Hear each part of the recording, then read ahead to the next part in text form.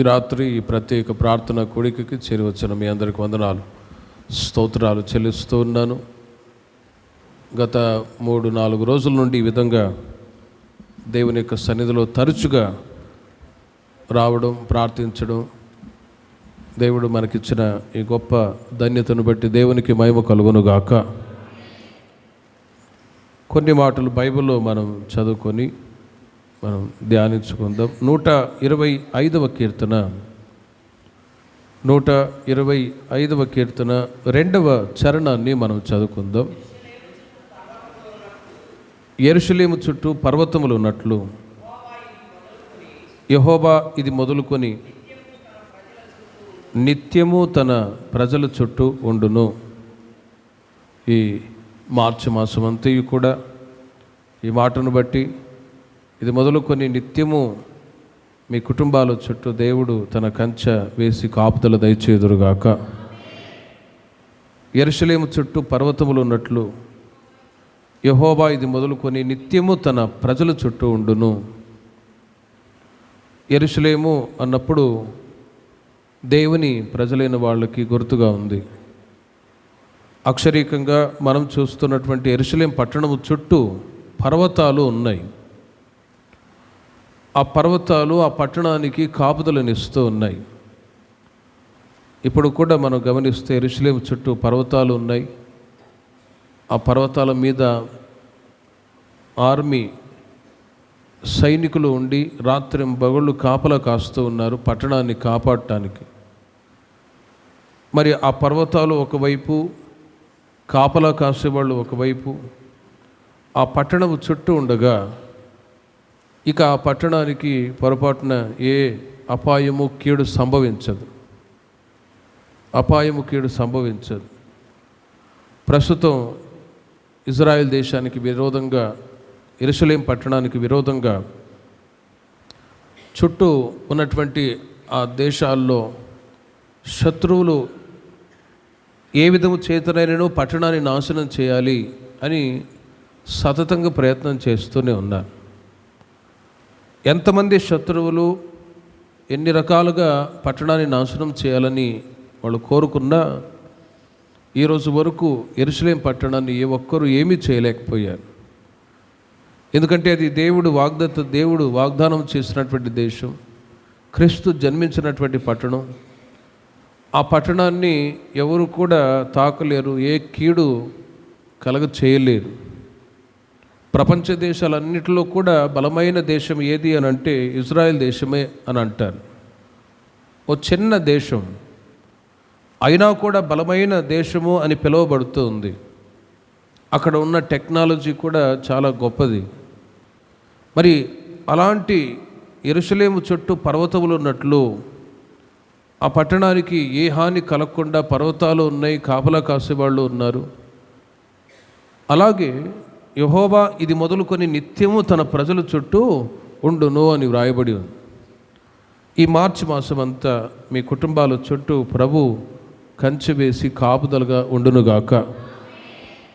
ప్రేమను బర్లరా, పట్టణము చుట్టూ పర్వతాలు, సైనికులు ఉన్నప్పుడు ఆ పట్టణానికి ఏ హాని కలగదు. అలాంటి సమయంలో సాక్షాత్తు ప్రభు మన చుట్టూ ఆయన ఉండి కాపుదలు అనుగ్రహిస్తూ ఉన్నప్పుడు మనకు కూడా ఎలాంటి అపాయాలు కలగవండి.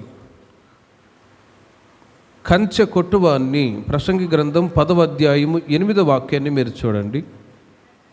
ప్రసంగి గ్రంథం 10వ అధ్యాయం 8వ వాక్యములో కంచె కొట్టువాని పాము కరుచున అని రాయబడి ఉంది.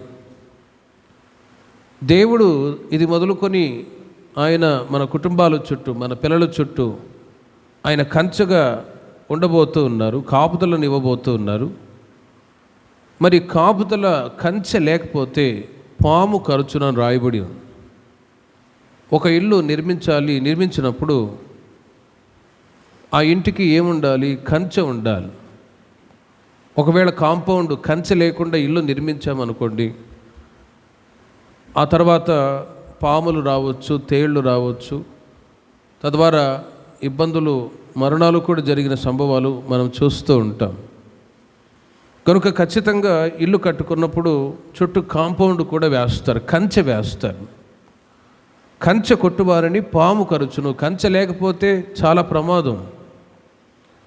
అలాగే దేవుని ప్రజలైన మన చుట్టూ ఆయన కంచె వేసి ఈ మాసమంతా మనల్ని, మన పిల్లల్ని ఆయన కాపాడుదురుగాక.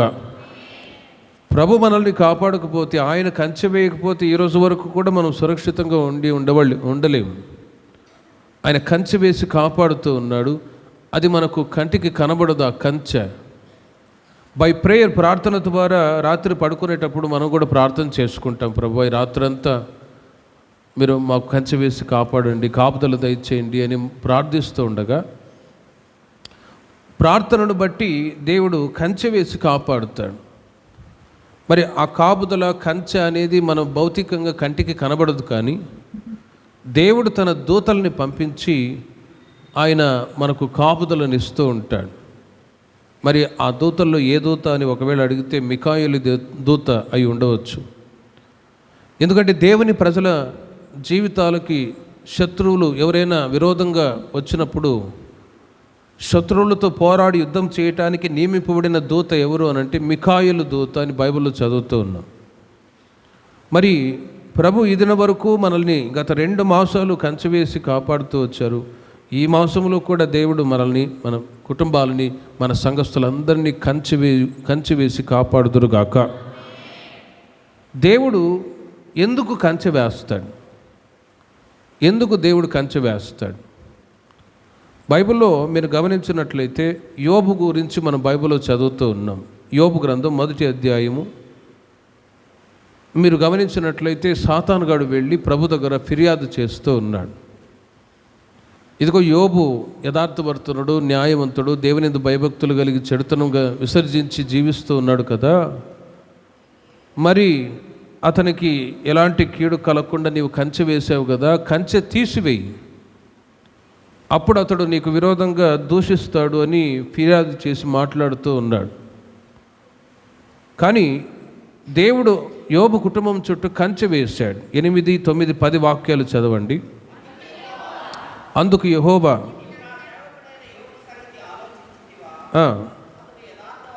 అతడు యథార్థవర్తనుడును, న్యాయవంతుడునై దేవుని యందు భయభక్తులు కలిగి ఉండి భూమి మీద అతని వంటి వాడెవడును లేడు.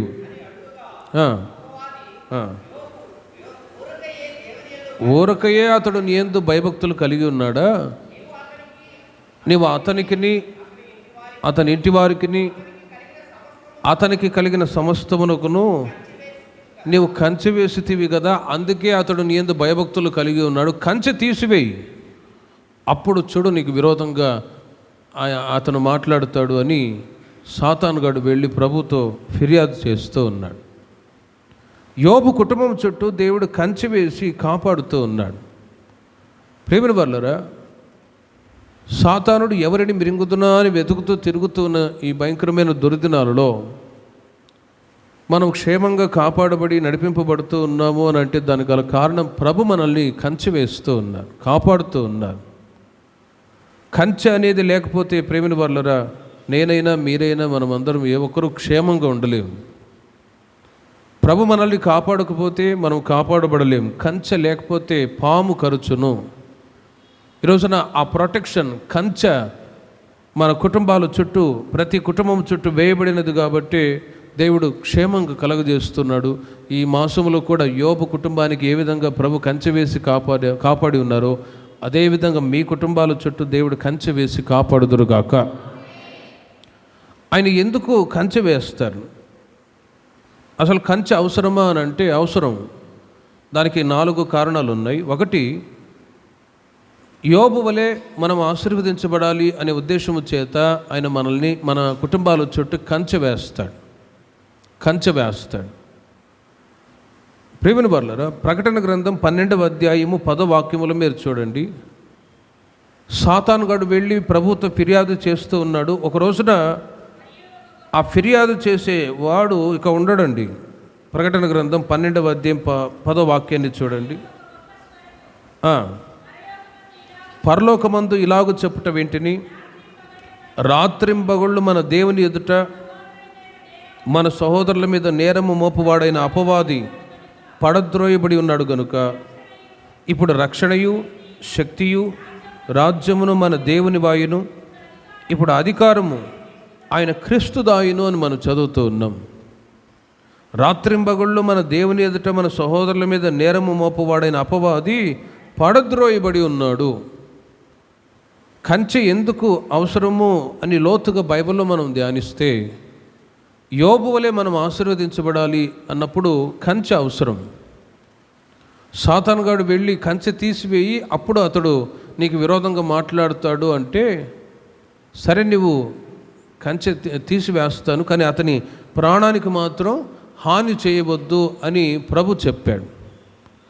ఇక సాతానుగాడు వెళ్ళిపోయి ప్రేమిన వర్లరా కంచె తీసివేయబడుట చేత యోబు జీవితంలో సాతానుడు ఏ ఏ నష్టాలు కలగజేయాలనుకున్నాడు అవన్నీ కూడా ఒక్కొక్కటిగా కలగజేస్తూ వచ్చాడు.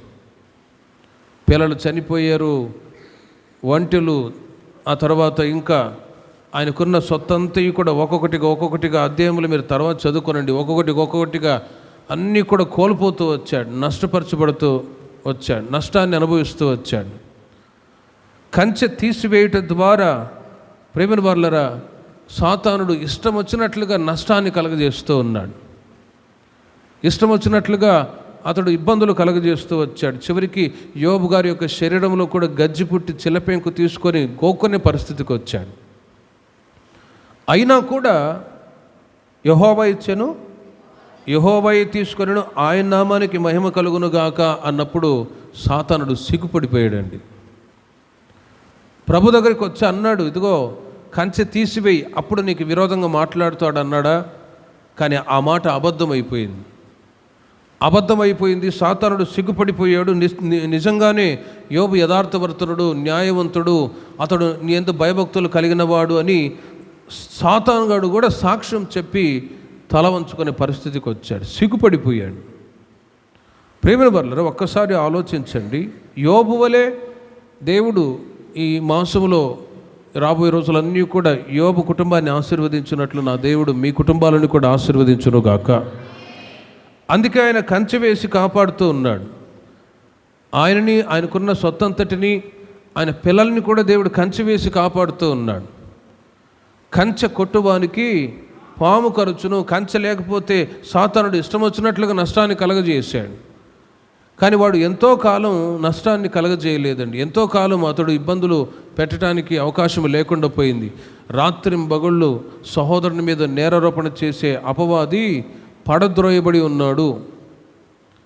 సాతానుగాడు ఎల్లవేళలా దేవుని ప్రజలను ఇబ్బంది పెట్టుతూనే ఉండడండి. దేవుని ప్రజలైన మీరు పర్ఫెక్ట్గా యేసు క్రీస్తు ఎదుట, దేవుని ఎదుట యోబు వలె యథార్థంగా, న్యాయంగా, దేవుని యందు భయభక్తులు కలిగి చెడుతనాన్ని విసర్జించి ఈ 4 స్వభావాలు కలిగి ఉన్నామనుకోండి, నిశ్చయముగా ప్రతి ఆశీర్వాదానికి నా దేవుడు మిమ్మల్ని వారసులుగా చేయునుగాక. ఆయన మిమ్మల్ని కంచె వేసి కాపాడుదురుగాక. కొన్నిసార్లు కంచె తొలగిపోతున్న సమయంలో సాతానుడు నష్టాన్ని కలగజేయవచ్చు, ఇబ్బందులు కలగజేయవచ్చు. కానీ ప్రేమిన వర్లారా యథార్థతను బట్టి సాతానుడు తనకి ఎన్ని ఇబ్బందులు కలగజేయాలన్న కూడా అతని యొక్క యథార్థతను బట్టి సాతానుడు ఏమీ చేయలేకపోయాడు. యోబు వలె మీ కుటుంబాలు ఆశీర్వదించబడాలనే ఉద్దేశం చేత ఆయన కంచె వేసి కాపాడాడు, మరి కాపాడుతూ ఉన్నారు. మరి కంచె లేకపోతే పరిస్థితులు ఎలా ఉంటాయంటే, అదే యోబు గ్రంథం 21వ అధ్యాయము 11వ వాక్యంలో చూడండి. లోకములో చాలామంది జీవితాల్లో కంచె అనేది లేదు, వారి పిల్లల జీవితాల్లో కూడా కంచె అనేది లేదు. కనుకనే యోబు గ్రంథం 21వ అధ్యాయం 11వ వాక్యాన్ని మీరు చూడండి. వారు తమ పిల్లలను మందలుగా బయటికి పంపుదురు, వారి పిల్లలు నటనము చేయుదురు, తంబూర స్వరమండలములను పట్టుకొని వాయించుదురు, సానిక నాదము విని సంతోషించుదురు, వారు శ్రేయస్సు కలిగి తమ దినములు గడుపుదురు, ఒక్క క్షణంలోనే పాతాళమునకు దిగుదురు అని అక్కడ ఎవరి గురించి రాయబడిన మాటలు అంటే, పై వాక్యంలో మీరు గమనించండి, భక్తిహీనుల పిల్లల గురించి రాయబడిన మాటలు అవి. లోకంలో చాలామంది ప్రజలు ఉన్నారు, ఈ రోజున కాపాడబడలేకపోతూ ఉన్నారు. వారి పిల్లల జీవితాలు కూడా నష్టాన్ని అనుభవిస్తూ మరణకరమైన పరిస్థితుల్లో వెళ్ళిపోతున్నారు. దానికి గల కారణం ఏంటంటే యోబు వలె ఆశీర్వదించబడిన పరిస్థితి, కంచె అనేది చాలా కుటుంబాల్లో లోకంలో వారికి లేదండి. ఈ రోజున మీ కుటుంబాలను దేవుడు కంచె వేసి కాపాడుతున్నారు. అందును బట్టి యోబు వలె ఆశీర్వదిస్తున్నారు. ఇంకా ఈ మాసమంతా కూడా మిమ్మల్ని బట్టి పిల్లల్ని దేవుడు ఆశీర్వదించుదురుగాక. దేవుడు ఎందుకు కంచె వేస్తూ ఉన్నారు అని అంటే, రెండవ కారణాన్ని మీకు చెప్తాను. మంచి ఫలాలు ఇవ్వాలని ఉద్దేశము చేత ఆయన కంచె వేస్తూ ఉన్నాడు. యెషయా గ్రంథం 5వ అధ్యాయము 2వ వాక్యాన్ని మీరు చూడండి. యెషయా గ్రంథం 5వ అధ్యాయం 2వ వాక్యంలో, ఆయన దానిని బాగుగా త్రవ్వి రాళ్లను ఏరి అందులో శ్రేష్టమైన ద్రాక్ష తీగలను నాటించెను. దాని మధ్యన బురుజు ఒకటి వేయించి ద్రాక్ష తొట్టిని తొలిపించెను. ద్రాక్ష పండ్లు ఫలింపవలెనని ఎదురు చూచుచుండెను, కానీ అది కారు ద్రాక్షాలు కాచెను అని రాయబడి ఉంది. ప్రేమిన వర్లరా, యజమానుడు ద్రాక్ష తోటను నాటి అందులో మంచి ఫలాలు ఇవ్వాలి అని ఎదురు చూస్తున్న సమయంలో కారు ద్రాక్షాలు కాచెను. అలాంటి సమయంలో యజమానుడు దాన్ని ఉంచుతాడా, తీసివేస్తాడా? దాన్ని తీసివేయటానికే ఇష్టపడతారు. మీ ఇంటి దగ్గర కొద్దిగా స్థలం ఉంది, ఏదైనా ఒక చెట్టు నాటుదాం అని నాటారనుకోండి, అది పెరిగి పెద్దదై ఫలాలు ఇవ్వనప్పుడు చూస్తారు. ఇక అనవసరంగా ఈ చెట్టు నాట్యం ఫలాలు లేదు అని చెప్పి దానిని పెరికి వేస్తాం. అలాగే ఈ రోజున దేవుడు మన చుట్టూ, మన పిల్లల చుట్టూ దేవుడు కంచె వేసి కాపాడుతూ ఉన్నాడు. దానికి గల కారణం ఏంటంటే, ఒకటి యోబు వలె మిమ్మల్ని ఆశీర్వదించాలని, రెండవది మంచి ఫలాలు ఇవ్వాలి అని మన పట్ల ఆయన ఫలాలు ఎదురు చూస్తూ ఉన్నాడు. ఫలాలు ఇవ్వనప్పుడు వారు ఏం చేయబడతారు అని అంటే నరికి వేయబడుదురు. లూకా సువార్త 13వ అధ్యాయం 8వ వాక్యాన్ని మీరు చూడండి. ఒక యజమానుడు ఉన్నాడు, తోటమాలి ఉన్నాడు, అంజురపు చెట్టు ఉంది ద్రాక్ష తోటలో. అయితే వాడు, అయ్యా నేను దాని చుట్టూ త్రవ్వి ఎరువు వేయమట్టుకో, ఈ సంవత్సరం కూడా ఉండనిమ్ము, అది ఫలించిన సరి, లేని ఎడల నరికి వేయుదుము. ప్రేమిన వర్లరా, అక్కడ చూడండి, యజమానుడు ఉన్నాడు, ద్రాక్ష తోట ఉంది, ద్రాక్ష తోటలో అంజూరపు చెట్టు ఉంది. యజమానుడు 3 సంవత్సరాల నుండి ఆ చెట్టులో, అంజూరపు చెట్టులో ఫలాలు ఎదురు చూస్తూ ఉన్నాడు.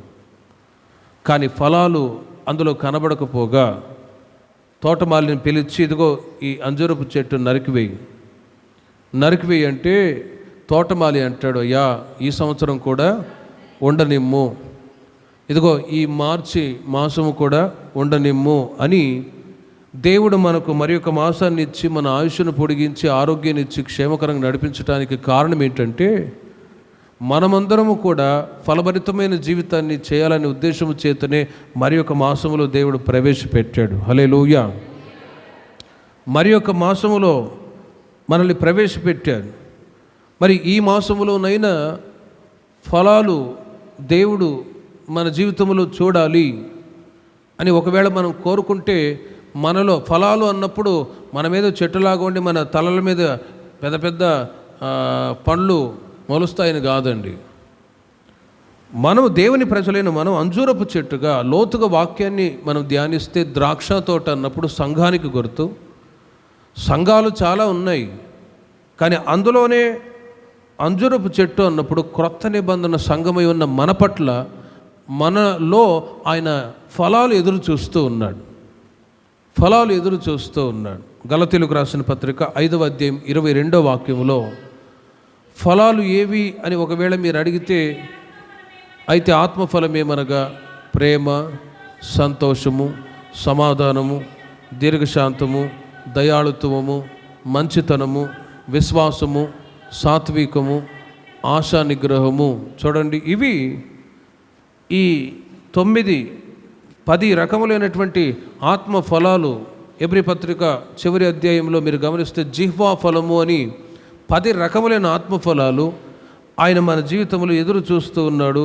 అవి ఈ మాసములో మన జీవితాలలో దేవుడు కలగజేయునుగాక.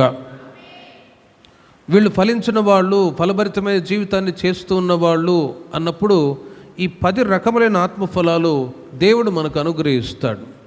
అక్కడ 9 ఆత్మఫలాలు రాయబడ్డాయి. హెబ్రీయులకు రాసిన పత్రిక 13వ అధ్యాయము 15 వాక్యములు మీరు చూస్తే, కాబట్టి ఆయన ద్వారా మనం దేవునికి ఎల్లప్పుడూ స్తుతియాగము చేయుదుము, అనగా ఆయన నామమును ఒప్పుకొనుచు. చూడండి, జిహ్వా ఫలము అర్పించుదుము. మొత్తం 10 రకములైన ఆత్మఫలాలు దేవుడు మన జీవితంలో ఫలాలు అనుగ్రహించునుగాక. సంవత్సరములు గడిచే కొలది, మాసాలు గడిచే కొలది ఓ ఫ్రూట్ఫుల్ లైఫ్, ఓ ఫలభరితమైన జీవితాన్ని మన పట్ల దేవుడు ఎదురు చూస్తూ ఉన్నాడు. ఫలాలు అంటే పాస్టర్ గారు తీసుకోండి కమలాకాయలు, పాస్టర్ గారు తీసుకోండి యాపిల్స్ కాయలని, ఆ ఫలాల గురించి కాదు. ఇప్పుడు ఆ ఫలాలు మనకు సాధారణంగా దొరుకుతూ ఉన్నాయి. కానీ ఒక్కొక్కరి జీవితంలో మన పట్ల దేవుడు ఎదురు చూస్తున్న ఫలాలు ప్రేమ, సంతోషము, సమాధానము. గత దినాల్లో వాటి గురించి మెసేజ్ కూడా చెప్పాను మీకు. 10 రకములైన ఆత్మ ఫలాలు. ఇవి ఒక్కొక్కటిగా మాసములు గడిచే కొలది మన జీవితాలలో కలగాలి. ప్రేమ, సంతోషము, సమాధానము, దీర్ఘశాంతము, దయాళుత్వము, సాత్వికము, ఇవన్నీ కూడా రోజులు గడిచే కొలది ఒక్కొక్కరి జీవితాలలో అవి కలగాలండి. ఫలభరితమైన జీవితాన్ని మీరు చేసే కొలది ఆశీర్వాదాలు కూడా నా దేవుడు మీ వెంట వచ్చేటట్లు చేయునుగాక. ఆధ్యాత్మిక జీవితంలో మీరు ఫలిస్తూ ఉండే కొలది భౌతికమైన ఆశీర్వాదాలు కూడా అడక్కమునిపే దేవుడు అనుగ్రహిస్తాడు. అందుకే పరలోక రాజ్యాన్ని, నీతిని మొదట వెతకండి, అప్పుడు అవన్నీ మీకు అనుగ్రహింపబడును. ప్రభువుని మీరు వెతికే కొలది, ప్రభువులో మీరు ఫలభరితమైన జీవితాన్ని చేసే కొలది భౌతికంగా ఉద్యోగ విషయంలో కానీ, వ్యాపార విషయంలో కానీ భౌతికమైన ఆశీర్వాదాల కొరకు ప్రాకులాడిన అవసరమే లేదండి. మీరు స్పిరిచువల్గా ఎదుగుతూ కొందరిని గమనిస్తూ నన్ను విశ్వాసుల్ని, కొంతమంది ప్రేమను వర్లరు, వారు ఆధ్యాత్మిక స్పిరిచువాలిటీ ఎదుగుదలను బట్టి వెనువెంటనే కార్యాలు జరుగుతూ ఉన్నాయి. పేర్లు చెప్పను కానీ గమనిస్తున్నప్పుడు వెనువెంటనే వాళ్ళ జీవితాల్లో కార్యాలు జరుగుతూ ఉన్నాయి. ఉద్యోగ విషయంలో కానీ, వ్యాపార విషయంలో కానీ, కుటుంబాన్ని చక్కగా వాళ్ళు నడిపించుకొని ఆశీర్వాదకరంగా ఉంటూ ఉన్నారు. దానికి గల కారణం ఏంటంటే ప్రేమను వర్లరా, మీలో ఫలభరితమైన జీవితాన్ని ప్రభు చూస్తూ ఉన్నాడు కనుకనే ఆశీర్వదిస్తూ ఉన్నాడు. హల్లెలూయా. ప్రభు ఎందుకు కంచె వేస్తూ ఉన్నారంటే మంచి ఫలాలు ఇవ్వాలని. కాబట్టి ఫలభరితమైన జీవితాన్ని, మంచి ఫలాలు మనం ఇస్తూ ఆధ్యాత్మిక జీవితంలో ఎదిగే కొలది భౌతికంగా ఏ కొరత లేకుండా ఈ మాసమంతా రాబోయే రోజులన్నీ కూడా దేవుడు మిమ్మల్ని దీవించునుగాక. మూడవదిగా, దేవుడు ఎందుకు కంచె వేశారు? ఎందుకు కంచె వేశారంటే ఫలాలు ఇచ్చి దేవునికి ప్రయోజనకరంగా ఉండాలని. ఫలాలు ఇచ్చి దేవునికి ప్రయోజనకరంగా ఉండాలనే ఉద్దేశము చేత ఆయన మీ కుటుంబాల చుట్టూ ఆయన కంచె వేసి కాపాడుతూ ఉన్నారు. కంచె వేశారు. కంచె కొట్టువానికి పాము కరుచును.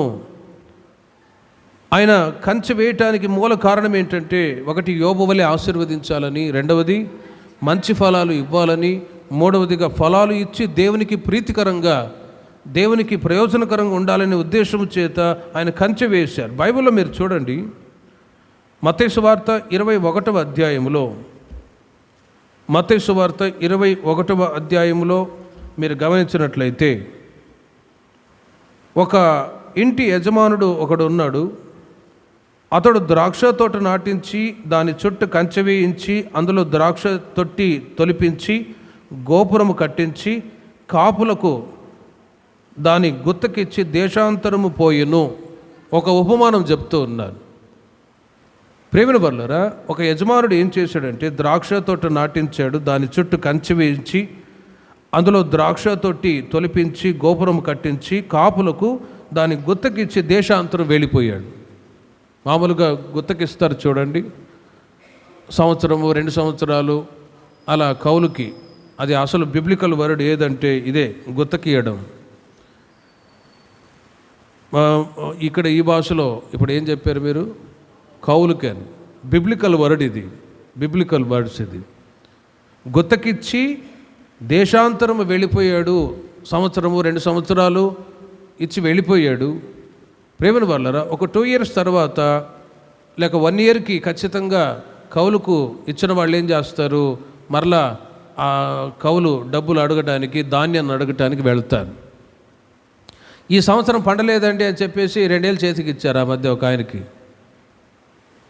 ఇంతే అన్న వచ్చింది, వాళ్ళ ఎప్పుడు చూసినా ఇలాగే వస్తాయి, డబ్బులు వస్తాయి, ఇంతే వచ్చింది అని చెప్పి 2000 చేతికి ఇచ్చారు అంటారు. మరికొందరైతే పొలాలని ఆక్రమించుకునే దుర్మార్గులు కూడా ఉన్నారు.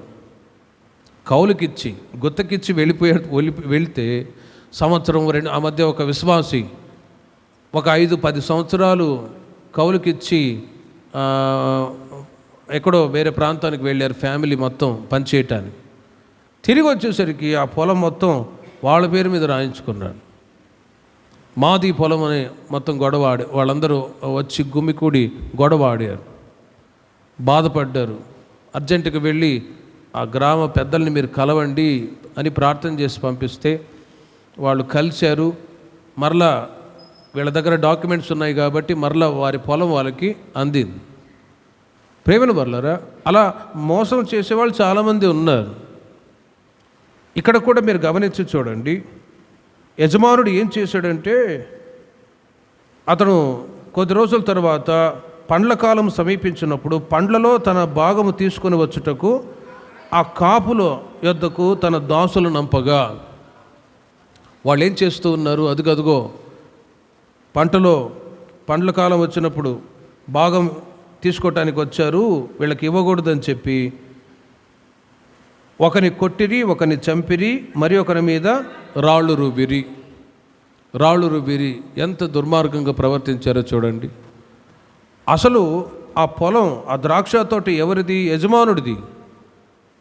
యజమానుడు ఫలాలు ఇవ్వాలి, వీళ్ళు ప్రయోజనకరంగా ఆ పొలాన్ని వీళ్ళు వాడుకొని నాకు ఫలాలు ఇస్తారు అని, మిగిలిన ఫలాలు వీళ్ళు తింటారు అని వాళ్ళ ప్రయోజనం కొరకు, వాళ్ళ క్షేమాన్ని కోరి ఆ ద్రాక్ష తోటనిస్తే యజమానునికి విరోధంగా వాళ్ళు ఏం చేశారో తెలుసిన? కీడు చేసి పంపించిన దాసులని చంపేశారు. రెండోసారి కూడా మరలా అతడు మునుపటి కంటే ఎక్కువ మంది ఇతర దాసులను పంపగా వారు వీరిని ఆ ప్రకారమే చేసిరి. తొదకేం చేశారంటే, యజమానుడు సొంత కుమారుని పంపిస్తే ప్రేమిని బల్లరా, వాళ్ళు ఏం చేశారంటే, ఇతడు వారసుడు, ఇతనిని చంపి ఇతని స్వాస్థ్యమును తీసుకొందము రండని తమలో తాము చెప్పుకొని అతన్ని పట్టుకొని ద్రాక్ష తోట వెలుపట పడవేసి చంపిరి. మరి చంపినంత మాత్రాన్ని యజమానుడు ఊరుకుంటాడా? 41 వాక్యంలో చూడండి. అందుకు వారు ఆ దుర్మార్గులను కఠినముగా సంహరించి వాటి కాలములందు తనకు పండ్లను చెల్లించునట్టి ఇతర కాపులకు ఆ ద్రాక్ష తోట గుత్తకిచ్చునని ఆయనతో చెప్పిరి. మీరు గమనించి చూడండి, ఆ మాటలో చాలా ఆత్మీయ అర్థాలు ఉన్నాయి. మనము ఫలించి దేవునికి ప్రయోజనకరంగా జీవించాలనే ఉద్దేశము చేతనే యేసుక్రీస్తు ఈ లోకంలో మన కొరకు ఈ లోకానికి పంపింపబడ్డాడు. మన నిమిత్తమై ఆయన కల్వారి శిలువలో ప్రాణత్యాగము చేశాడు. ఈ లోకంలో క్రిస్టియన్ లైఫ్ అనేది ఒక సాధారణమైన జీవితం కాదండి. అందుకే నామినల్ క్రిస్టియన్స్ అంటారు కొందరిని. నామినల్ క్రిస్టియన్స్, పేరుకు మాత్రమే క్రైస్తవులు అని అంటారు. అసలు క్రైస్తవులు అనే మాటకి ఒక సేవకుడు అన్నాడు, క్రైస్తవులు అంటే క్రీస్తువలే జీవించేవాళ్ళు క్రైస్తవులు అని అంటారు. మరి ఆ మాటకి అర్థం లేకుండా చాలామంది నామినల్ క్రిస్టియన్స్గా, నామకార్థపు క్రైస్తవులుగా ఏదో చర్చికి వస్తున్నాం, వెళ్తున్నాం, పోతున్నాం, మా ఆచారాలు, మా పద్ధతులు, మా పనులు మావే అన్నట్లుగా జీవించే వాళ్ళు లోకంలో చాలామంది ఉన్నారు. మరి అలాంటి క్రైస్తవుల కొరకు, అలాంటి వారి కొరకు క్రీస్తు ఈ లోకానికి రాలేదు. కానీ ఓ ఫలభరితమైన జీవితాన్ని ప్రభువులో చేయాలి, దేవునికి ప్రయోజనకరంగా ఉండాలనే ఉద్దేశము చేతనే యేసుక్రీస్తు ఈ లోకానికి మానవాళి కొరకై పంపింపబడెను. కానీ ఆయనని ఏం చేశారు? సొంత కుమారుని యజమానుడు ఏం చేశాడంటే, సొంత కుమారుని, నా కుమారుని పంపిస్తే అప్పుడైనా వీళ్ళు భయపడి కాపు కాలం కాబట్టి పండ్లను ఇస్తారు, ప్రతిఫలాన్ని నేను పొందుకుంటాను, నా కుమారుని చూసైనా వీళ్ళు అక్కడ వాళ్ళు భయపడతారు అనుకున్నారు. కానీ అతన్ని కూడా చంపేశాడు. కానీ యజమానుడు వచ్చి వాళ్ళందరినీ కూడా భయంకరంగా కఠినంగా శిక్షించను. యోహాను సువార్త 12వ అధ్యాయం 24వ వాక్యంలో మీరు బైబిల్ చదివితే, గోధుమ గింజ భూమిలో పడి చావకపోతే అది ఒంటిగానే ఉండును, అది చచ్చిన ఎడల విస్తారముగా ఫలించును అని రాయబడి ఉంది. మీరు గమనించండి, ఆ ఉపమానములో యజమానుడు అన్నప్పుడు తండ్రి అయినటువంటి దేవుడు, స్వంత కుమారుడు అన్నప్పుడు యేసుక్రీస్తు ఈ లోకానికి మానవాళి కొరకై పంపింపబడెను. కానీ ఆయనను కూడా చంపివేశారు. కానీ చంపినంత మాత్రాన బైబిల్ చెప్తుంది, గోధుమ గింజ భూమిలో పడి చావకపోతే అది ఫలించదు, చస్తేనే ఫలిస్తుంది. యేసుక్రీస్తు మానవాళి కొరకై తన ప్రాణత్యాగం చేసి మరణించడం ద్వారా, మరణాన్ని జయించి పునరుత్థానం ఒకటం ద్వారా ఈరోజున క్రీస్తు యొద్దకు అనేకులు ఆయన యొద్దకు చేర్చబడి, ఈరోజున క్రీస్తు యొక్క అడుగుజాడలో నడిపింపబడి, క్రీస్తుకు ప్రయోజనకరంగా ప్రపంచ దేశాల్లో చాలామంది క్రైస్తవులు మార్చబడ్డారు. హల్లెలూయా. క్రీస్తుకు ప్రయోజనకరంగా ఎంతోమంది జీవిస్తూ ఉన్నారండి. ఈ రోజున ఎంతోమంది క్రీస్తు కొరకు హతసాక్షులు అవుతూ ఉన్నారు. ఎంతోమంది క్రీస్తు కొరకు ప్రాణాలు త్యాగం చేస్తూ ఉన్నారు. గోధుమ గింజగా క్రీస్తు మానవాళి కొరకై ప్రాణత్యాగం చేస్తే ఆయన పునరుత్థానం ద్వారా అనేకులు క్రీస్తు చెంతకు చేర్చబడుతూ ఉన్నారు. గనుక ప్రేమిని వర్లారు, ఈ మాటను బట్టి దేవుడు మీ కుటుంబాల చుట్టూ, మీ పిల్లల చుట్టూ ఈ మాసమంతయు కూడా కంచె వేయుదురుగాక. ఆయన ఎందుకు కంచె వేస్తున్నాడంటే, ఒకటి యోబు వలె మిమ్మల్ని ఆశీర్వదించాలని, రెండవది మంచి ఫలాలు ఇవ్వాలని, మూడవదిగా ఫలాలు ఇచ్చి దేవునికి ప్రయోజనకరంగా ఉండాలనే ఉద్దేశము చేత ఆయన మీ కుటుంబాల చుట్టూ, మీ పిల్లల చుట్టూ కంచె వేస్తూ ఉన్నారు. నాలుగవదిగా యెహెజ్కేలు గ్రంథం 13వ అధ్యాయము 5వ వాక్యాన్ని మీరు చూడండి. యెహెజ్కేలు గ్రంథం 13వ అధ్యాయం 5వ వాక్యములో, యెహోవా దినమున ఇశ్రాయేలీయులు యుద్ధమందు స్థిరముగా నిలుచున్నట్లు మీరు గోడలోనున్న బీటల దగ్గర నిలువరు, ప్రాకారమును దిట్టపరచురు అని రాయబడి ఉంది. అక్కడ మీరు గమనించండి, యెహోవా దినమున, దేవుని దినముందు యుద్ధమునకు నిలబడాలి, లేక మంచి పోరాటం పోరాడాలి అనే ఉద్దేశము చేత ఆయన మీ చుట్టూ, మీ పిల్లల చుట్టూ కంచె వేయుదురుగాక. కంచె దేవుడు ఎందుకు వేస్తూ ఉన్నాడంటే, ప్రేమిన వర్లారా, దేవుని దినముందు యుద్ధమునకు నిలబడాలి, లేక మంచి పోరాటం పోరాడాలనే ఉద్దేశము చేత ఆయన కంచె వేస్తూ ఉన్నారు. మునుపు మీతో చెప్పినట్లుగా క్రైస్తవ జీవితం అనేది సాధారణమైన జీవితం కాదండి. Christian life is a great life. ఎలా అని మీరు అంటారేమో, ప్రపంచ దేశాలన్నిటిలో కూడా ఈ రోజున క్రీస్తును గురించి సువార్త ప్రకటిస్తూ ఉన్నప్పుడు క్రీస్తు గొప్ప దేవుడు అని ప్రపంచంలో ఉంటున్న ప్రజలందరికీ తెలుసు. చాలామంది గొప్ప గొప్ప వ్యక్తులు కూడా వాళ్ళు తమ నోట ఒప్పుకుంటూ ఉన్నారు, యేసుక్రీస్తు గొప్ప దేవుడు. ఒక అతను అంటాడు, సినిమా డైరెక్టర్, జీసస్ అంటే గొప్ప దేవుడు అనుకుంటున్నాను. ఎలా అనుకుంటున్నారు అని అంటే, అతను అంటాడు, అమెరికా బలమైన దేశం, మరి ఆ బలమైన దేశంగా ఉండటానికి గల కారణం ఏంటంటే వాళ్ళు క్రైస్తవులు, ట్రంప్ క్రీస్తుని విశ్వసిస్తాడు కాబట్టి ప్రపంచంలో ఉన్న అన్ని దేవుళ్ళ కంటే యేసుక్రీస్తు గొప్ప దేవుడని నేను నమ్ముతాను అంటాడు. మరి ఆ మాట అనేకులు ఈ రోజున విశ్వసించలేకపోతూ ఉన్నారు. కారణం, ఉదయకాలం చెప్పినట్లుగా అనేకుల మనోనేత్రములను సాతానుడు ఏం చేశాడు? గురుడితనం కలుగజేశాడు. ఇహలోక దేవత కనుకనే మా మతం గొప్పది, మా కులం గొప్పది, మా దేవుడు గొప్పవాడు అన్నట్లుగా చాలామంది మాట్లాడుతూ ఉన్నారు. కానీ ఎన్ని మాటలు మాట్లాడినా సత్యము సత్యమే, యేసుక్రీస్తే నిజమైన దేవుడై ఉన్నాడు. హల్లెలూయా.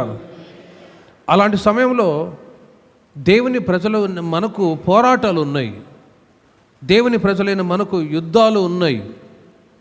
మీరు గమనించండి, యెహోవా దినమున ఇశ్రాయేలులు యుద్ధమందు స్థిరముగా నిలుచున్నట్లు మీరు గోడలోనున్న బీటల దగ్గర నిలవరు, ప్రాకారములను దిట్టపరచరు. దేవుని ప్రజలకు విరోధంగా భయంకరమైనటువంటి యుద్ధాలు జరిగాయి. ఉదాహరణకి మీరు చూస్తే ఐగుప్తు దేశంలో నుండి ఇశ్రాయేలు ప్రజలు విడుదల చేయబడి అరణ్య మార్గంలో నడిచి వెళ్తున్న సమయంలో, మునుపు వాళ్ళు ఎర్ర సముద్రాన్ని దాటే సమయంలో ఎర్ర సముద్రం అడ్డుగా వచ్చింది. ఫరో అతని సైన్యం అడ్డుగా నిలిచారు. ఆ యుద్ధంలో వాళ్ళు ఏ విధంగా విజయం పొందారు అని అంటే, ఇశ్రాయేలు ప్రజలందరూ సణుగుతూ ఉన్నారు, గొణుగుతూ ఉన్నారు. ఇదిగో మోషే, మేము ఐగుప్తులో ఉన్నప్పుడే చాలా క్షేమంగా ఉన్నాం, అనవసరంగా ఇక్కడ తీసుకొచ్చావు. ఇదిగో ఫరో అతని సైన్యం మమ్మల్ని వెంబడించి చంపడానికి వస్తూ ఉన్నారు. పారిపోదామంటే ముందేమో ఎర్ర సముద్రం, ఇప్పుడు మా పరిస్థితి ఏంటి మోషే అని చెప్పి దేవుని సేవకుడైన మోషే మీద సణుగుతూ ఉన్నారు, గొణుగుతూ ఉన్నారు. అప్పుడు మోషే గారు అంటారు, ఇదిగో యెహోవా మీ పక్షమున యుద్ధము చేయును, మీరు ఊరకయ్య ఉండండి అని ఆ ఒక్క మాట పలికాడండి. యెహోవా మీ పక్షమున యుద్ధం చేస్తాడు, మీరెందుకు కలవరపడతారు, మీరెందుకు దిగులు చెందుతారు? ఐగుప్తులో ఉన్నప్పుడు ఫరో ఎదుట ఎన్నో అద్భుతమైన ఆశ్చర్యమైన కార్యాలు ప్రభు చేయలేదా? ఫరో భయపడేటట్లు దేవుడు గొప్ప కార్యాలు చేసినా కూడా మీరు నమ్మలేదే? ఇప్పుడు కూడా చెప్తున్నాను, యెహోవా మీ పక్షమున యుద్ధము చేయును, మీరు మౌనంగా ఉండండి అంటే అందరూ మౌనంగా ఎదురు చూస్తూ వచ్చారు. మోషే తన కర్రను చాపగా ఎర్ర సముద్రము 2 పాయలుగా మారి ఆరిన నేల మీద అద్దరికి ఇశ్రాయేలు ప్రజలు చేరిరి. చప్పట్లు కొడదాం అందరూ గట్టిగా. ఇశ్రాయేలు ప్రజలకి అదొక పోరాటం. సరే, ఆ యుద్ధములో ఆ పోరాటంలో విజయాన్ని పొందుకొని అద్దరికి చేరారు అని అంటే, కనాను దేశాన్ని చేరేంత వరకు వాళ్ళకి మధ్యలో పోరాటాలు యుద్ధాలు జరుగుతూనే వచ్చాయి. 7 రకములైన అన్య జనాంగములు, మరొక వైపు అమాలేకీయులు, ఫిలిస్టీయులు, అనేక రకములైనటువంటి శత్రువులు దేవుని ప్రజలకు విరోధంగా పోరాడుతూనే వచ్చారు. కానీ ప్రియమైన వారలారా, ఎన్ని పోరాటాలు వచ్చినా వాటిని జయించాలనే ఉద్దేశం చేత ఈ రోజున దేవుడు మన కుటుంబాల చుట్టూ, మన పిల్లల చుట్టూ ఆయన కంచె వేయుదురుగాక. కంచె వేయబడింది కాబట్టే మీ కుటుంబాల్లో ఎన్నో పోరాటాలు గత దినాలు ఎదురై ఉన్నాయి. ఒకసారి ఆలోచించి చూడండి. ఒక్కొక్కళ్ళని అడిగితే ప్రతి ఒక్కరి కుటుంబంలో ఏదో ఒక పోరాటం, ఏదో ఒక యుద్ధం, ఏదో ఒక సమస్య, ఏదో ఒక ఇబ్బంది, శ్రమల గుండా మీరు వెళ్తూ వచ్చారు. అయినా కూడా సురక్షితంగా ఈ మార్చి నెలలో మనం ప్రవేశించి ఉన్నామంటే మీ కుటుంబాల చుట్టూ ఆయన కంచె వేశారు కాబట్టి మరి ఒక మాసంలో దేవుడు మనల్ని తీసుకొని వచ్చాడు. హల్లెలూయా. మరి ఇంతవరకే మనకు పోరాటం లేకుండా మనం క్షేమంగా ఉంటామంటే ఉండమండి. ఇంకా పోరాటాలు వస్తాయి. జీవితం అనేది ఒక పోరాటం లాంటిది. ఒక పోరాటం పోయింది అనుకుంటే ఇంకొక పోరాటాన్ని మనం ఎదుర్కోవాలి. ఇప్పుడు ఎగ్జామ్ రాస్తూ ఉన్నారు, ఇంటర్మీడియట్ 10th క్లాస్ పిల్లలు రాయబోతున్నారు. 10th క్లాస్ ఎగ్జామ్ అనేది ఒక పోరాటం, ఒక టర్నింగ్ పాయింట్. ఆ 10th క్లాస్ ఎగ్జామ్ ముగించిన తర్వాత మరలా 11th వచ్చిన తర్వాత ఇంటర్మీడియట్లో మరలా పోరాడాలి, సెకండ్ ఇయర్లో మరలా పోరాడాలి, మరలా డిగ్రీలో పోరాడాలి. ఇలా పోరాడుతూనే ఉండాలి. పోరాడలేను అని అంటే ఇంట్లో కూర్చొని గేదెలు కాసుకోవడం తప్ప.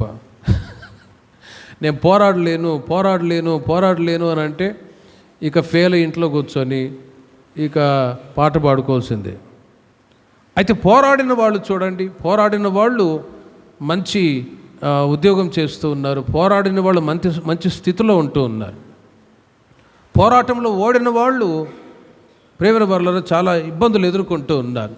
ఓ సహోదరుడు నాకు తెలుసు, ఆయన చదువుకోలేదు, పెద్దయి పెళ్ళయింది, పిల్లలు కలిగారు. ఆయన కూలి పని చేస్తూ ఉంటాడు. ఒకసారి ఇంటికి విజిటింగ్ వెళ్ళి మాట్లాడితే, అన్న చిన్నప్పుడు మా నాన్న మా అమ్మ ఎన్నోసార్లు చెప్పేవాళ్ళు చదువుకోరా అంటే ఆ రోజున వాళ్ళు చెప్పిన మాట విననందువలననే ఇదిగో మట్టి మోసే పరిస్థితి వచ్చిందన్నా అని బాధపడ్డాడు.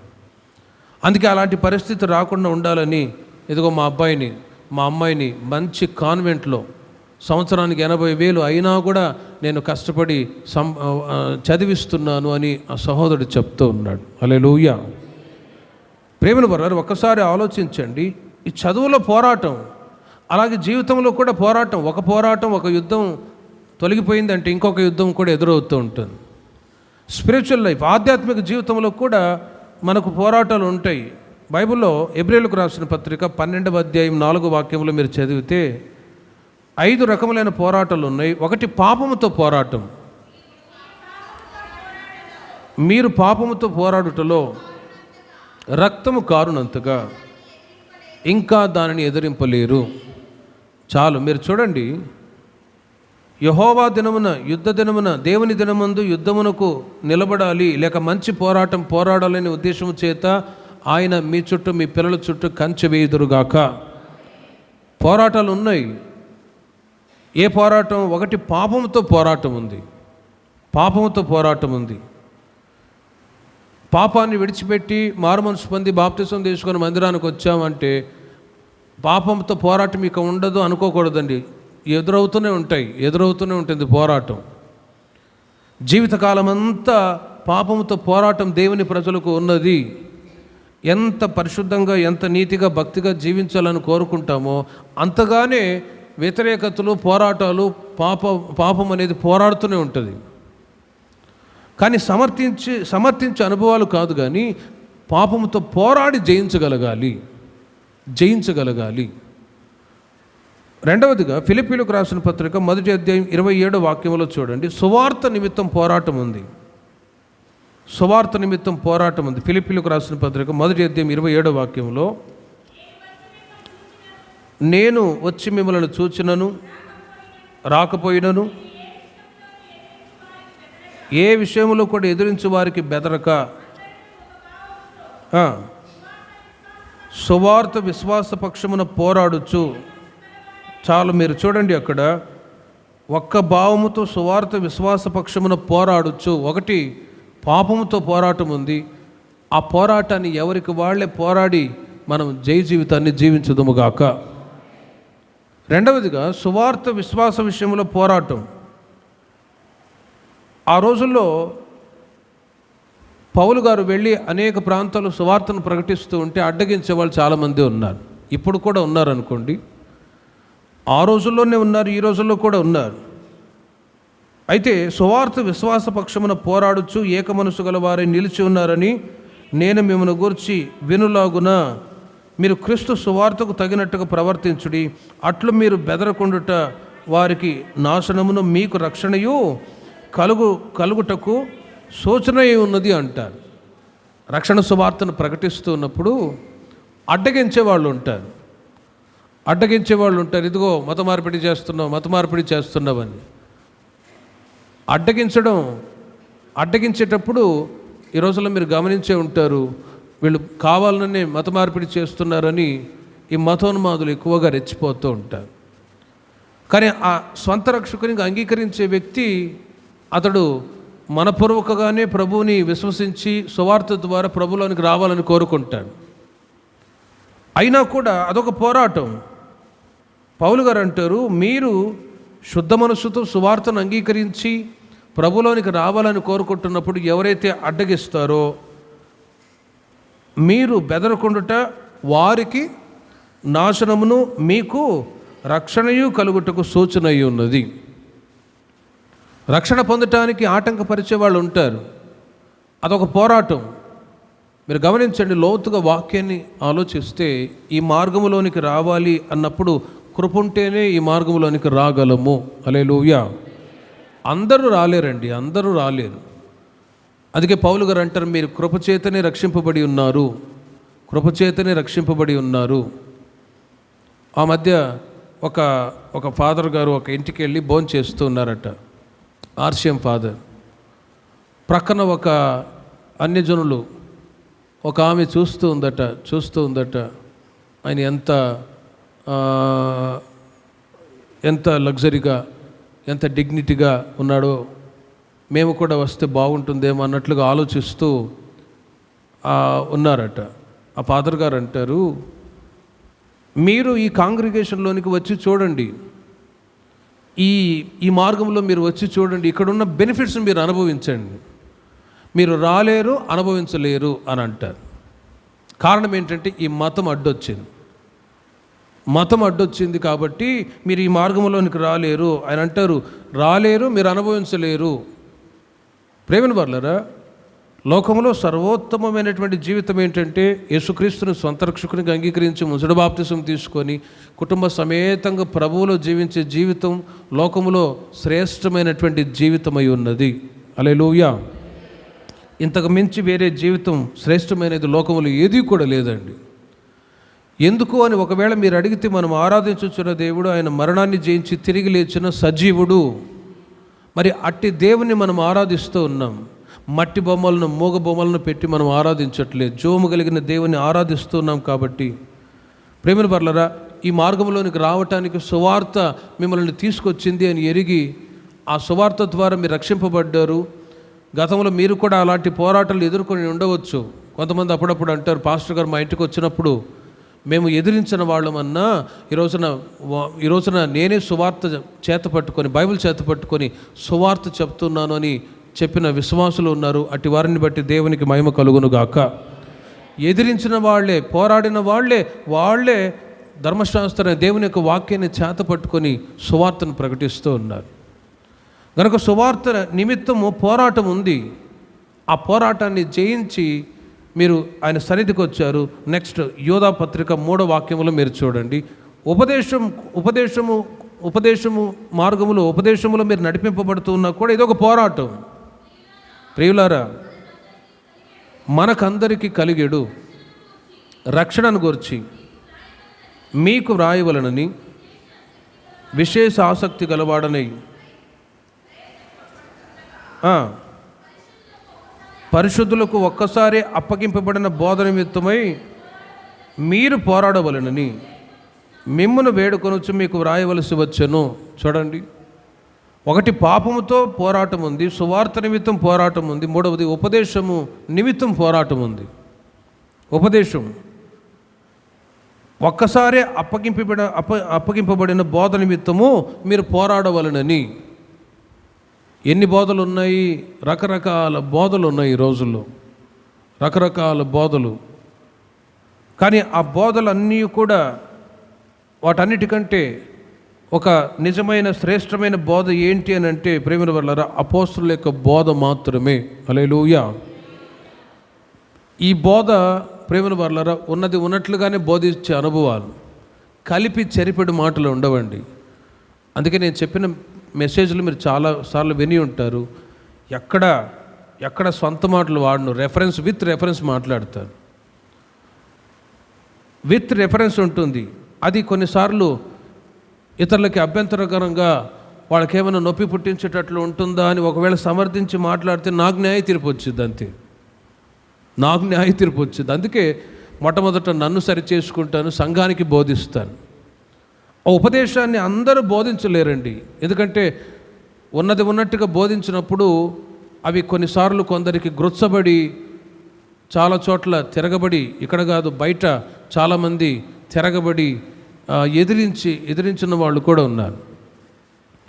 కానీ బోధ అన్నప్పుడు ప్రేమను వాళ్ళరా హెచ్చరించడం, గద్దించడం ఇవన్నీ ఉంటాయి. వీటి ద్వారా మనము పెళ్లి కుమార్తె సంఘముగా మార్చబడదుముగాక. అపోస్తుల యొక్క బోధ ద్వారానే పెళ్లి కుమార్తె సంఘముగా మనం మార్చబడగలము.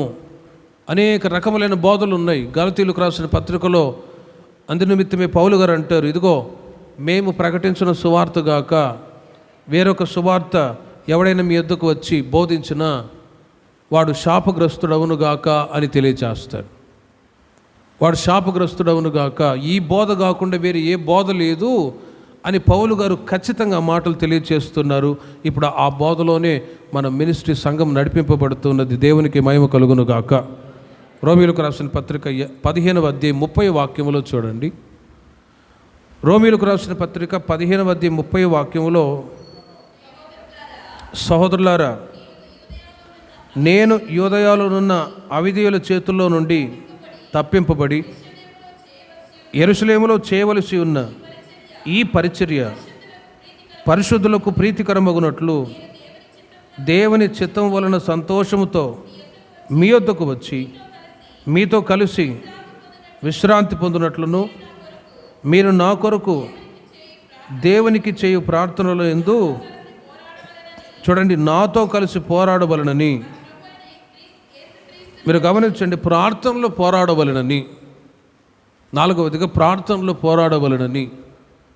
పౌలు గారు అనేక ప్రాంతాల్లో వెళ్ళి సువార్త పరిచర్య చేస్తున్న సమయంలో అక్కడ రాస్తూ ఉన్నారు, నేను యూదయలోనున్న అవిధేయుల చేతుల్లో నుండి తప్పింపబడి యెరూషలేములో చేయవలసిన ఈ పరిచర్య పరిశుద్ధులకు ప్రీతికరమగునట్లు.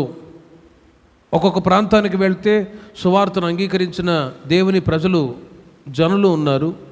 మరి ఒక ప్రాంతానికి వెళ్తే పౌలు గారికి విరోధంగా మాట్లాడి కొట్టడానికి చంపడానికి వచ్చిన ప్రజలు కూడా ఉన్నారు. అక్కడ రాస్తూ ఉన్నారు, యూదయలో కొంతమంది ఉన్నారు, వాళ్ళు అవిధేయులు. పౌలు గారు చెప్పిన మాటలకి విరోధంగా వాళ్ళు కీడు చేయాలని, ఏదో చంపాలి, ఏమైనా చేయాలి అన్నట్లుగా వాళ్ళు ప్రయత్నిస్తున్న సమయంలో పౌలు గారు సంఘానికి తెలియచేస్తారు, మీరు నా కొరకు దేవునికి చేయు ప్రార్థన యందు నాతో కలిసి మీరు పోరాడవలనని. ప్రేమను వర్లరా, సేవ అన్నప్పుడు సేవకులు మాత్రమే చేసుకొని వెళ్ళలేమండి. అందునిమిత్తమే సంఘముగా మీరు మా కొరకు ప్రార్థన చేయండి, మేము మీ కొరకు ప్రార్థన చేస్తాం. గలతీయులకు రాసిన పత్రిక 6వ అధ్యాయంలో పౌలు గారు అంటారు, ఒకరి భారములను ఒకరు భరించి ఇలాగూ క్రీస్తు నియమమును సంపూర్తిగా మనం నెరవేర్చుదము అని అంటారు.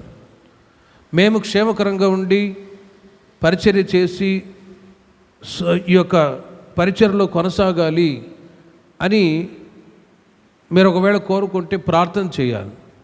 ఎందుకంటే ఈ రోజుల్లో ప్రతికూల పరిస్థితులు చాలా డేంజర్గా ఉంది, చాలా డేంజర్గా ఉంది. ఏ ప్రాంతంలో వెళ్ళి సువార్త ప్రకటించాలన్నా ఎవడొచ్చి ఏం చేస్తాడో తెలియదు. అలాగని భయపడట్లేదులేండి, కానీ జాగ్రత్త పడవలసిన అవసరత ఉంది. ఎవడు ఏం చేస్తాడు, ఆ మధ్య వాక్యం చెప్తూ ఉన్నానో ఒక త్రాగుడు బోతుడు వచ్చి బూతులు తిరుగుతున్నాడు, కొట్టడానికి వచ్చాడు. మళ్ళీ తీసుకెళ్ళి మా వాళ్ళు చితకబాదాలంటే రెడీగా ఉన్నారనుకోండి, మనం అలా చేయలేం కదా. ఒక చెంప మీద కొడితే మరి ఒక చెంపని ఇవ్వాలి, కొట్టు నాయనా కొట్టుకో అని. కొట్టడానికైతే సిద్ధంగా ఏయ్ అని అంటే వేసేవాళ్ళు కూడా ఉన్నారు. మనం క్రీస్తును అనుసరించే వాళ్ళం కాబట్టి ఆ పని చేయలేము. దానిని వాళ్ళు చులకనగా చేసుకొని ఎన్నో కార్యాలు చేయాలని. ఈ మధ్య ఒక అతను అంటాడు, మమ్మల్ని మీరు ఏమైనా కీడు చేయాలంటే మేము ఊరుకునే వాళ్ళం కాదు అంటాడు. ప్రేమను వర్లరా, ఆ విధంగా ఎదురు తిరిగితే రక్తపాతమే తప్ప ఏమీ ప్రయోజనం లేదండి. ఇది ఈ రోజుల్లో కాదు, స్టెఫను దినాల్లో నుండియే పోరాటాలు ఎదురవుతూ ఉన్నాయి. మరి ఈ పోరాటాల్లో విజయం పొందటానికి ఎలా సాధ్యమవుతుందంటే ప్రేమను వర్లరా, బై ప్రేయర్, ప్రార్థన వలననే సాధ్యమగునుగాక. అందుకే ఈ పరిచర్య కొరకు, సేవకులైన మా కొరకు, మినిస్ట్రీస్ కొరకు మీరు ప్రార్థన చేయండి. మినిస్ట్రీ కూడా సంఘాల్లో సంఘం కొరకు కూడా మేము ప్రార్థన చేస్తూ ఉన్నాం. ఈ సంఘంలో మినిస్ట్రీలో ఉంటున్న ఒక ఆశీర్వాదం ఏంటి అని మీరు అడిగితే ప్రార్థన ఉందండి. ప్రార్థన ఉంది. గత 3-4 రోజుల నుండి వరుసగా ప్రార్థనలు జరుగుతూ ఉన్నాయి. అందరి కొరకు ప్రార్థన చేస్తున్నాం, సేవకులకు ప్రార్థన చేస్తున్నాం. ఆ ప్రేయర్ సపోర్ట్ ఉండటం ద్వారానే ప్రతి పోరాటాన్ని మనం ఎదుర్కొంటూ ఉన్నాం. దేవునికి మహిమ కలుగునుగాక. మనం ఏమి చేయవలసిన నిమిత్తం లేదండి, ప్రార్థన చేస్తే చాలు. దేవుడే యుద్ధం చేస్తాడు. యెహోవా మన పక్షము యుద్ధం చేస్తాడు. ఎఫెసీయులకు రాసిన పత్రిక 6వ అధ్యాయం 12వ వాక్యం. ఐదవ పోరాటం ఏంటంటే, ఏలైనగా మీరు పోరాడునది శరీరులతో కాదు, ప్రధాన దూతలతోనూ అధికారులతోనూ ప్రస్తుత అంధకార సంబంధులకు లోకనాథులతోనూ ఆకాశ మండలమందున్న దురాత్మల సమూహముతో పోరాడుచున్నాము అంటాడు. 5వదిగా ప్రేమను వర్లారా, దురాత్మ సమూహములతో పోరాటం ఉంది. ఎవరితో పోరాటం ఉంది? దురాత్మ సమూహములు పోరాటం ఉంది. అవి కనబడవు, కానీ వచ్చుచు పోవచ్చు ఉంటాయి. ఆ దురాత్మ సమూహములతో పోరాటాలు ఉన్నాయి, ఆకాశ మండలమందు ఉన్నాయి. ఆ ఆకాశ మండలమందు ఉన్న దురాత్మల సమూహాలు ఎప్పుడు తొలగిపోతాయి అంటే, ప్రేమను వర్లారా, ఈ భూమి మీద 7 ఏండ్లు శ్రమలు కలుగుతాయి, 1000 ఏండ్ల పరిపాలన. సంఘం ఎత్తబడ్డప్పుడు ఆ దురాత్మల సమూహాలు అప్పుడు నిర్మూలం చేయబడతాయండి. నెక్స్ట్ ఈ భూమి మీదకి 7 సంవత్సరాలు శ్రమల కాలం, మహాశ్రమల కాలం వస్తాయి అని ప్రకటన గ్రంథంలో రాయబడి ఉంది. దురాత్మల సమూహములు ఉన్నాయి, అవి దేవుని ప్రజల జీవితాల్లో. అందుకే పేతురు తన పత్రికలో రాస్తారు, ఎవరిని మృంగుదునా అని వెతుకుతూ తిరుగుతూ ఉంటాడు, భక్షించు సింహం వలె పోరాడుతూ ఉంటాడు. యేసన్న గారు చెప్పేవారు లోకంలో ఉంటున్న వాళ్ళకంటే దేవుని ప్రజలను ఎక్కువగా శోధిస్తాడట సాతానుగాడు. ఎవరిని పడవేద్దామా, ఏ విశ్వాసాన్ని పడవేద్దామా, ఏ సేవకుని పడవేద్దామా అని వాడి పోరాటము సతతంగా జరుగుతూనే ఉంటుంది. మరి ఆ పోరాటంలో మనం జయించటానికి ఆ క్రింద వ్రాయబడిన ఆ సర్వాంగ ఆయుధములన్నీ కూడా మనం ధరించుకుందాముగాక. మనకు ఆయుధాలు అవసరం. భౌతికంగా కత్తులు లేక గనులు తీసుకొని మనం పోరాడలేము. దురాత్మ సమూహములను జయించటానికి ప్రేమిన వర్లరా మనము అక్కడ వ్రాయబడి ఉన్న ఆయుధాలు, సర్వాంగ కవచములను మనం ధరించుకోవాలి. గనుక ప్రేమిన వర్లరా, దేవుని దినమందు యుద్ధమునకు నిలబడాలి, మంచి పోరాటం పోరాడాలి అనే ఉద్దేశము చేతనే ఆయన మన చుట్టూ, మన కుటుంబాల చుట్టూ కంచె వేసి కాపాడుతూ ఉన్నారు. మరి రాబోయే రోజుల్లో మనకెదురయ్యే ప్రతి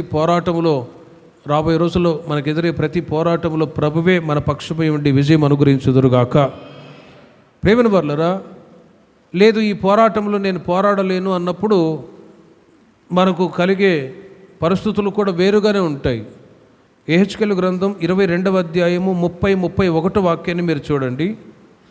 ఈ పోరాటాలన్నిటిలో కూడా విజయం పొందిన నిమిత్తమై ప్రభు యెహెజ్కేలు ప్రవక్త ద్వారా ఒక మాట అడుగుతున్నారు. నేను దేశమును పాడు చేయకుండానట్లు ప్రాకారమును దిట్టపరచుటకును బద్దలైన సందులలో నిలుచుటకును తగిన వాడెవడని నేను ఎంత విచారించినను ఒక్కడైనను కనబడలేదు. ఈ మాటకు అర్థం ఏంటంటే, నేను దేశమును పాడు చేయకుండానట్లు ప్రాకారమును దిట్టపరచుటకును బద్దలైన సందులలో నిలుచుటకును తగిన వాడెవడు. వచ్చేటువంటి ప్రతి పోరాటములో విజయాన్ని పొందుకొని నేను నిలుస్తాను, నేను పోరాడుతాను అని ఎవరైనా ఉన్నారా అని వెతికితే ఒక్కడను కూడా కనబడలేదు. 31వ వాక్యం, కావున నా క్రోధమును వారి మీద కుమ్మరింతును, వారి ప్రవర్తన ఫలము వారి మీదకి రప్పించి నా ఉగ్రతాగ్ని చేత వారిని దహింతును అని వ్రాయబడి ఉన్నది. ప్రేమల వర్లరా, యుద్ధ దినమందు మనం జయించటానికి నేను నిలిచి ఉంటాను, నేను పోరాడుతాను అని ఈ రోజున ధైర్యంగా మనము నిలిచి ఉండేటట్లు దేవుడు కృప చూపును గాక. ప్రార్థన చేసుకుందాం. విన్న వాక్యాన్ని బట్టి ఒక చిన్న ప్రార్థన చేసుకుని ముగించుకుందాం. మరి ఒకసారి అందరూ ఈ మార్చి మాసానికి కావలసినటువంటి కృప ప్రభు నాకును నా కుటుంబానికి దయచేయండి అని అందరూ చిన్న ప్రార్థన చేసుకుందాం. యెరూషలేము చుట్టూ పర్వతములు ఉన్నట్లు యెహోవా ఇది మొదలుకొని నిత్యము తన ప్రజల చుట్టూ ఉండును అనే ఆ మాటను బట్టి ఒక చిన్న ప్రార్థన చేసుకుందాం. కంచె కొట్టువారిని పాము కరచును. ప్రభువా, నా ఇంటి చుట్టూ, నా కుటుంబం చుట్టూ, నాకు ఇచ్చిన స్వాస్థ్యం చుట్టూ మీరు కంచె వేయండి అయ్యా.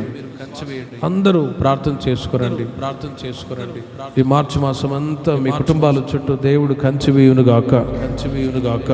ఎందుకు కంచె వేస్తున్నారు తెలుసునా? ఇదిగో యోబు వలె నిన్ను ఆశీర్వదించాలని, యోబు కుటుంబం వలె నిన్ను ఆశీర్వదించాలని. మీరు మీకు ఇచ్చిన పిల్లలు శ్రేష్టమైన వాళ్ళుగా ప్రభు ఎంచి మీ కుటుంబాల చుట్టూ ఆయన కంచె వేస్తూ ఉన్నారు. ఇదిన వరకు ఆయన నడిపించిన మార్గాలన్నీ ఒకసారి తలంచండి. ప్రభువా, మీరు కంచె వేసి ఇంకను కాపుదల దయచి యోబు కుటుంబం వలె నా కుటుంబాన్ని ఆశీర్వదించమని అడగండి. మంచి ఫలాలు ఇవ్వాలనే ఉద్దేశం చేతనే ఆయన కంచె వేశారు. ప్రభువా, మాసములు గడిచే కొద్ది నేను మీలో ఫలభరితమైన జీవితాన్ని జీవిస్తాను. 10 రకములైన ఆత్మ ఫలాలు నాలో ఫలభరితంగా ఉండినట్లు సహాయం దయచేయండి. ఫలాలు ఇచ్చి దేవునికి ప్రయోజనకరంగా ఉండాలనే ఉద్దేశం చేతనే కంచె వేస్తూ ఉన్నారు. అందునిమిత్తమే తన అద్వితీయ కుమారుని లోకానికి పంపించి యేసుక్రీస్తు మన కొరకై ప్రాణత్యాగం చేశారు. గోధుమ గింజ భూమిలో పడి చావకపోతే ఫలించదు. క్రీస్తు మన కొరకై ప్రాణత్యాగం చేశారు. ఆయన పొందిన శిలువ శ్రమలను ఒకసారి మనం తలంచుకుందాం. యజమానుడు తన ఒక్కడే ఉన్న కుమారుని దాసుల యొద్దకు పంపించినప్పుడు, ద్రాక్ష తోటలు పంపించినప్పుడు శత్రువులు అతన్ని చంపేశారు. క్రీస్తు మన కొరకై ప్రాణత్యాగం చేశారు. ఆయన చేసిన శిలువ త్యాగాన్ని ఒక్కసారి అందరూ తలంచుదాం. మన శాపం ఆయన మీద వేయబడింది. మనం పొందవలసిన శిక్ష ప్రభు శిలువలో భరించారు. కల్వారి శిలువ దర్శనాన్ని ఒకసారి చూద్దాం. ఎందుకంటే ఆయన పొందిన దెబ్బల చేత మనకు స్వస్థతనివ్వాలని, క్రీస్తు యొక్క మరణము ద్వారా క్రీస్తు రక్తం చేత మనల్ని నీతిమంతులుగా చేయాలని ఉద్దేశం చేతనే క్రీస్తు మన కొరకై శ్రమ పడ్డారు. ప్రార్థన చేసుకుందాం. ప్రభు ఫలాలు ఇచ్చి నీకు ప్రయోజనకరంగా నేను బ్రతుకుతానయ్యా. ద్రాక్ష తోటని గుత్తకిచ్చి ప్రేమిని వాళ్ళరా ఫలాలు ఇవ్వాలని పంపిస్తే దాసులని చంపేశారు. సొంత కుమారుని చంపేశారు. ఆ తర్వాత యజమానుడు భయంకరమైనటువంటి కఠినంగా శత్రు వాళ్ళని శిక్షించినట్లుగా బైబిల్ రాయబడి ప్రార్థన చేసుకుందాం. యుద్ధ దినమందు నాకు ఎదురయ్యే ప్రతి పోరాటంలో నేను విజయాన్ని పొందుతాను యేసయ్యా. పాపముతో పోరాటం ఉంది, సువార్త నిమిత్తం పోరాటం ఉంది, ఉపదేశము నిమిత్తమై పోరాటం ఉంది. ప్రార్థనలు మనం పోరాడాలి. ఆకాశ మండలమందున్న దురాత్మల సమూహంతో పోరాటాలు ఉన్నాయి. ఈ పోరాటాలన్నింటిలో కూడా రాబోయే రోజుల్లో నాకు విజయాన్ని దయచేయండి అయ్యా. జయించాలనే ఉద్దేశము చేతనే కంచి వేశారు. అందు నిమిత్తమై దేవునికి స్తోత్రాలు చెప్తాం.